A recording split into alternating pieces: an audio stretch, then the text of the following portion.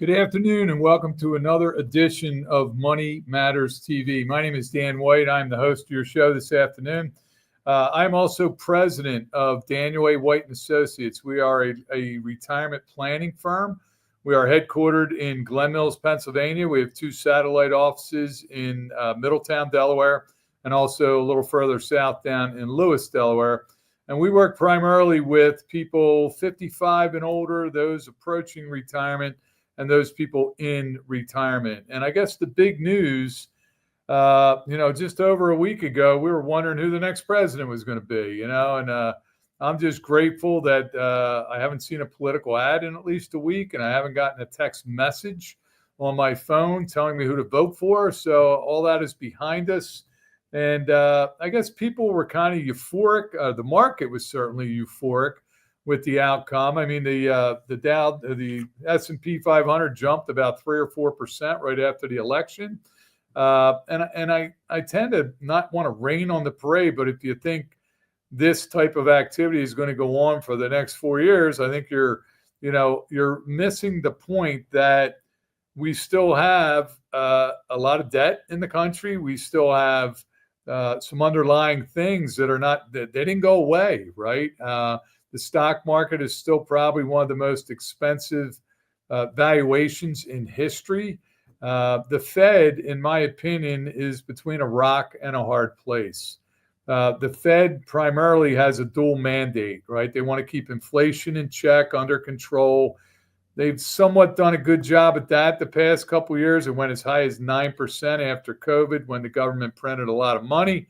They raised interest rates very quickly. The inflation rate came down, and things are good. And now they're taking their foot off the gas. And my concern is that they're going to take their foot off the gas too soon, and inflation is going to go right back up. So, the Fed did cut just last week, 25 basis points. It was the second rate cut of the year.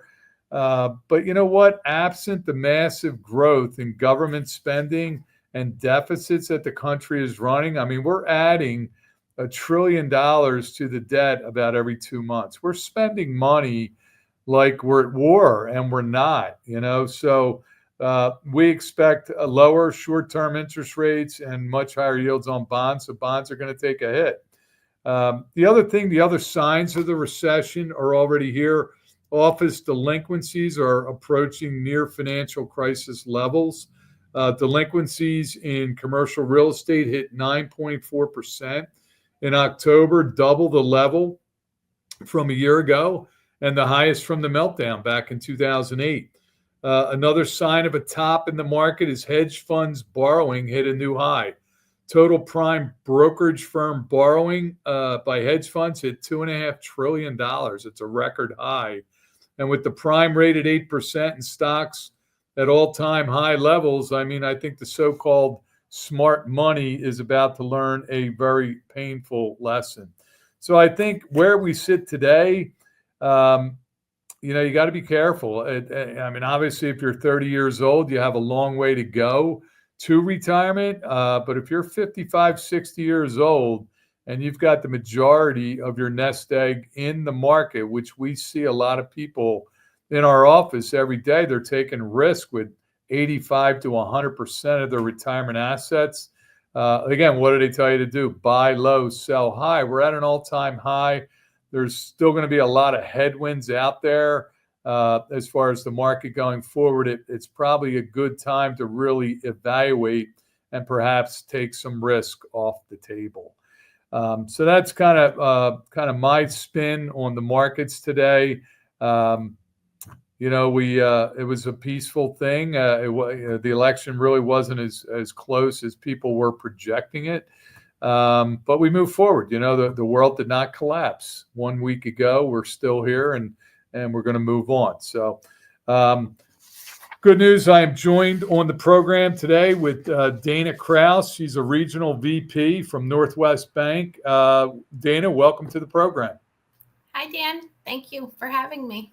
Yeah, great to have you on. And we wanted to talk a little bit about your world in the finance world. So, from what the notes I was sent, you're in the commercial lending field, And Correct. I just mentioned that, office delinquencies are hitting hitting all-time highs. But, if you want to ask me about a little bit, if I could ask you a little bit about the commercial lending landscape, where do you see it right now? Where do you see it going? I mean, we are doing great in commercial world. Today, I'm issuing a term sheet for $6.5 million on a new building expansion and equipment. I work with companies up to 50 million in revenues on all types of projects: business expansion, new acquisition, building purchases, equipment financing, working capital. So I think our team is doing phenomenal at Northwest Bank. That's great. I guess one of the things that we hear a lot is when COVID hit, everybody went home. Right, everybody went home. They're all We were working working from home. around the clock. Yeah. So everybody started working from home. I know a lot of businesses have said, "Hey, you got to come back to the office a couple days a week," and some big companies are now requiring their employees to come back full time. What has your experience been? Do you find that? I mean, I have a friend that does IT, and he said a lot of law firms, for example, they found out they could send a lot of guys working from home, and they didn't need 12,000 square feet, and they cut it back. Do you find any problems with vacancies in the commercial space at all today? So I'm in the commercial and industrial space, which is owner occupied real estate, not the other real estate world for investment where they have tenants like that. It's been definitely an issue. I am familiar with that space. So office spaces like those are higher risk to a lender unless they've had a tremendous amount of experience and background and continual rent rolls with existing tenants and things like that. Yeah, and I guess if a bank does have exposure to those types of properties, and they're kind of a little worried at this point because you got vacancies, and then you might not have people paying the rents, and then you got a whole cycle going down. So, there's definitely bank risk involved if it's not managed properly. yeah, and I would say mainly it's probably not the bigger ones. It's probably more the regional banks and the smaller banks that provide those loans and that type of financing. So, if you could, why don't you talk a little bit about the SBA loan program? So there's a couple loans that we see in my commercial space. The SBA 7A loan, it's typically used for purchasing a business, purchasing a new building, new construction. You can purchase land. You have the new construction equipment financing involved in there, working capital, debt restructuring, and you can take a term of 10 to 25 years, 10 on non-real estate and up to 25 on real estate. The other loan is an SBA 504, which is a split structure with the bank and a CDC. It's for long-term fixed assets, and the bank takes 50% of the loan. The CDC takes 40%, and the customer puts in a 10% cash injection. So we'll do building, fixture, new construction, equipment financing all in one project with that program. That's interesting. I think a lot of people, when they think about commercial lending, they think, primarily about, hey, I'm going to buy a commercial building, I'm going to have tenants, but it sounds like you guys do, soup to nuts, construction, financing, everything. Oh, yeah. Yeah. And you have conventional financing and you have SBA financing. There's lots of options. Conventional, they typically want 20% down. SBA, they'll ask 10%. Special projects, a little more. So tell us, if you could talk a little bit about the benefits of working with a commercial lender on business expansion, because, I'm sure a lot of guys just try to go through their own outlets and the people they know, but what are the benefits of working with somebody like you for a business that's trying to expand? Thank you for asking. So benefit to working with me, I would say, would be to review business plans, future needs. If you have a business that you're looking to expand, hire new employees, buy a new building, construction, We can help you put all that together and structure the proper financing for all of those different projects. We can get you working capital to hire additional employees, inventory to order additional raw materials in, funding for payroll when you're waiting on the raw materials to be made and build. So there's all different types of things. We can finance all your equipment. We can do multiple locations. So those are some ideas. How strict is the I guess the underwriting on that type of stuff? Like, well, that's why we review the business plans and then financials to establish what their existing cash flow is. We look at so depending on what their type of project they're doing, if they're expanding into a new building and they're adding revenue to the company, we'll have them do projections. We'll add those projections additional to the cash flows we're looking at over the past 3 years. So there's all different types of ways to look at it. That's great. That's great. So it sounds like you're really the kind of the grease that keeps the commercial businesses running with the cash. Yeah, we'll find a way to get some deals done and help clients out. I've done a lot of projects with my existing customers. Well, that's great. That's great. Well, we do have a question from somebody in our audience today, Sam Frank from Philadelphia.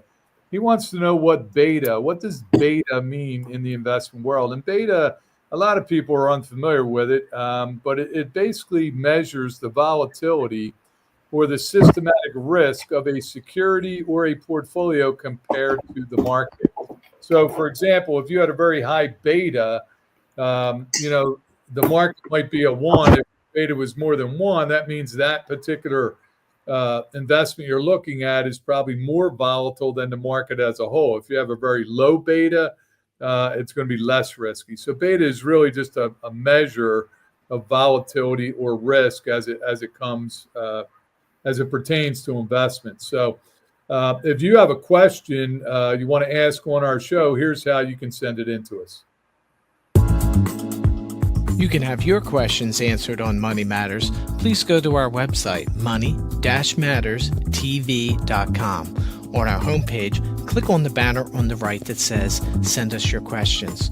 While you're on our website, you can find information about our host and guests, as well as show notes and links about this show and past shows.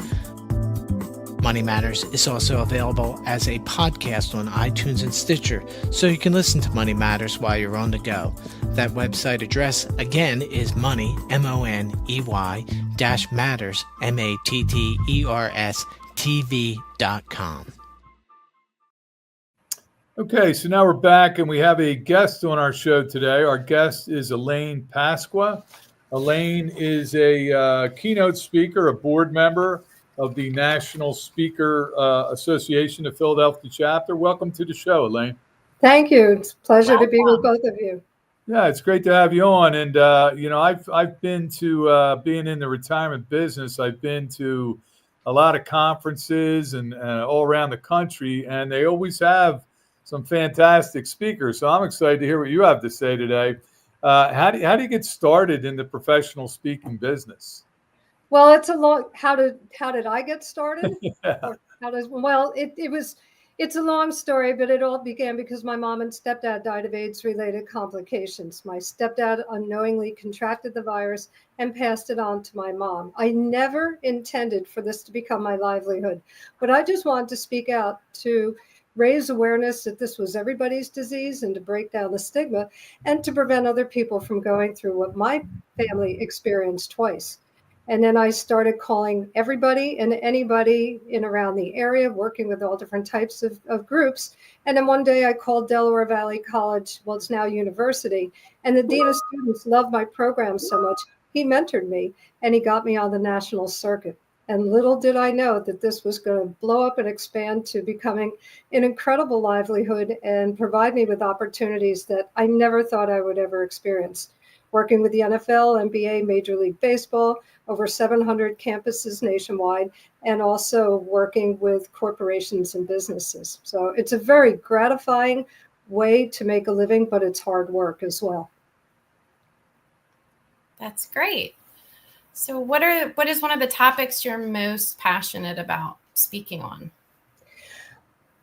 The combination, relationships and how people work with one another and communicate with one another, whether it's in an intimate setting or in a workplace setting, and also health. So if we take care of ourselves, we take care of our relationships, then we are going to be much more productive and much more profitable. So when I work with like NFL, NBA, Major League Baseball teams, it's all about making positive choices so they can be remembered for their stellar performance out on the field or on the court, rather than being remembered for their indiscretions.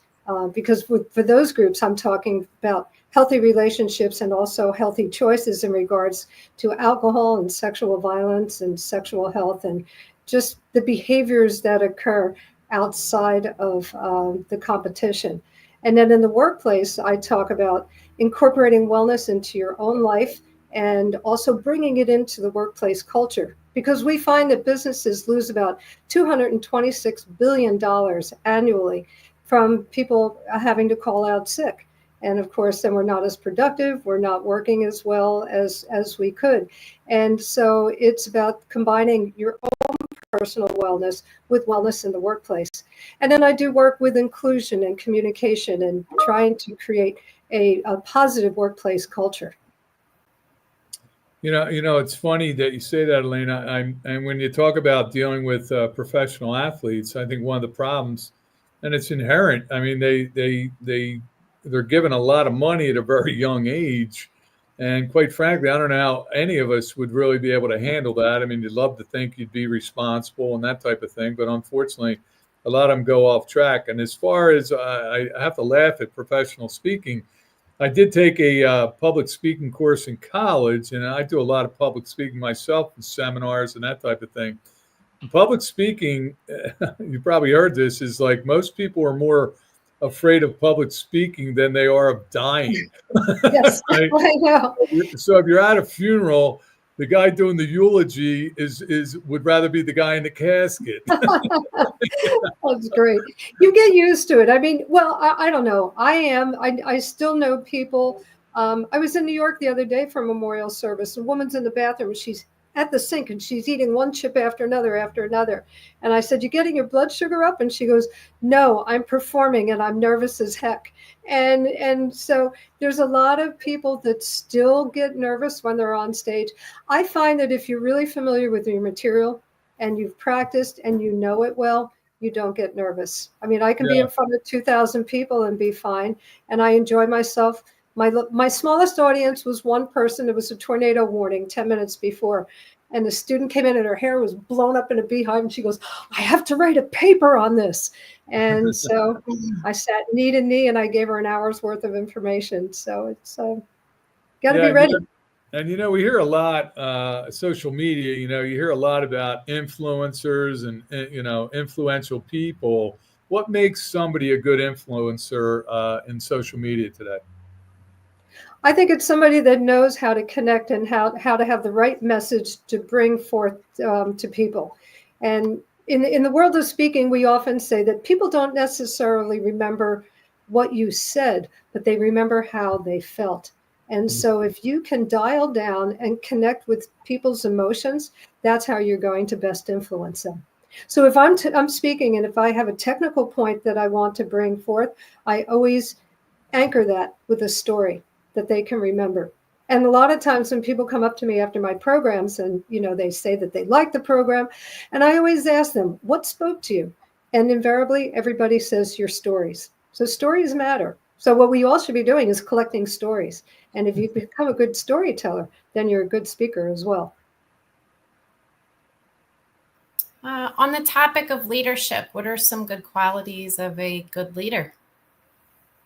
I learned a lot about leadership when I was the president of National Speakers Association's Philadelphia chapter. And it was interesting because it's the first time, I mean, I was always a leader and, secretary of student council, and I always was very involved. But this was the first time that I was leading an organization. And I describe my leadership skills, or my basis of my leadership is leading with the heart. And I felt it was important to make everybody feel important, make everybody feel welcome, Feel like I was meeting everybody's needs. I mean, you can't please everybody, but you do the best that you can. And when people walk in the door and they feel the warmth and they feel the community, I think that's a really solid foundation for leadership. Understanding that we're all different. And so being able to meet different people's needs, but yet still finding the common cause for what we do want to accomplish. Yeah, it's funny you mentioned that. I've heard that line before, that people don't remember what you said, they remember how you made them feel. And storytelling is so important when you are doing public speaking.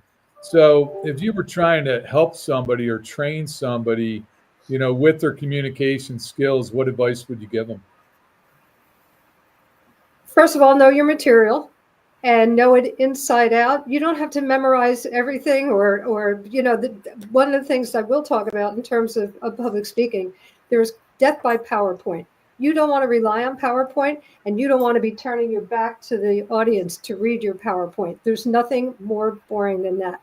You want to have a lot of energy and a lot of energy in your voice, ups and downs, being louder, being softer, knowing when to dial it down, knowing when to bring it up, and knowing, again, how to connect with people. So it's important that you bring a lot of variety into your speaking style. And what I've also learned just from going to National Speakers Association's conferences every year, I hate standing behind a lectern because I feel that cuts me off from the audience. And I want to connect. And in fact, I spoke at a conference out in Texas, and somebody remarked and said, I love the fact that you were the only speaker that came to the edge of the stage. I want to be as close to the people and feel like I'm bringing them in to my world, and we're part of each other's world for however long that I'm on stage. So it's, there's so many different components that come in to being a speaker. Eye contact, and movement is important too. I've learned to be more of an actor. And so I now move around and create hand motions that are appropriate for the different phrases and the different words that you are expressing. What area of health training do you specialize in developing? I talk about the holistic approach to health. I am older than I look. A lot of people are like, whoa, we can't believe the energy that you have. And so I used to be a dental hygienist, so I have a very strong appreciation for the human body, this machine, and how it works on what we call homeostasis. It's a delicate balance of 11 different systems that come together and create the efficiency or create whatever our function. And so I believe that health is holistic, and I want people to understand movement is important. You can move at your desk all day long. There are things that you can do. I have weights in the corner of my office. I sometimes will get on the phone and I'll lift weights. You don't want to do too heavy, because if you're breathing heavy in the phone, people might get a little suspicious. And so you can get up and do leg lifts. You can do arm circles, anything. You can do push-ups off of your desk. And then diet is so important. We are what we eat. And so many people are putting a lot of toxins in their body, especially sugar, which breaks down the skin, it depletes the immune system, and we just don't think as clearly. We're eating a lot of processed foods here in the United States now, and so we're not as healthy as we used to be. Mental health issues are huge. Mental health is a huge issue right now in this country as well.